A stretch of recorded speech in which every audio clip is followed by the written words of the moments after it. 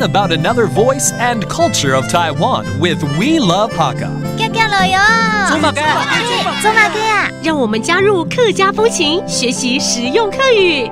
Hey, what's up? It's time for Daily Hakka here on ICRT. I'm Joseph Lin. Hello， 大家好，我係美長。Hello, 你好，大家好，我係 Joseph Lin. And this month, I think we're going to talk about where you live and the surroundings. 今天来教一下居住的环境。比如说你是住市区还是郊区？你是住郊区吗？我是都市的郊区。我也差不多是吧 ？Okay. So how do you say inside the city and suburbs? Okay. 市区叫做給路空。給路空 That's inside the city. But how about suburbs? 郊區有兩種講法，第一個係總哈、總哈、鄉哈、鄉哈，鄉哈應該是鄉下吧？對，然後總哈。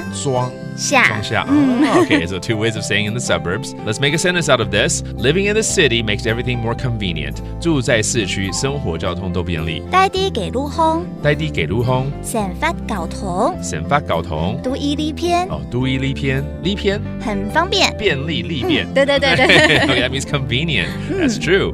How about in the suburbs? When you live in the suburbs, you are enjoying the beautiful scenery, right? For instance, Yangmingshan is Taipei's suburbs and it's beautiful. 陽明山是台北的郊區，環境優美。陽明山黑，陽明山黑，台北哈巴總哈，台北哈巴總哈，給素菜，給素菜，環境熬滿好，環境熬滿後，環境很好，非常好的環境，對，呼吸新鮮的空氣，多好呢。All right, let's review some of these phrases that we brought up, including in the city, 市區，給路空，給路空 and then suburbs, 郊區，總哈，總哈，鄉哈，鄉哈 and convenient, 很便利。呢篇 is kind of reversed. So there you have it, all about Daily Hakka here on ICRT. 什麼大家？安子 say 張來了。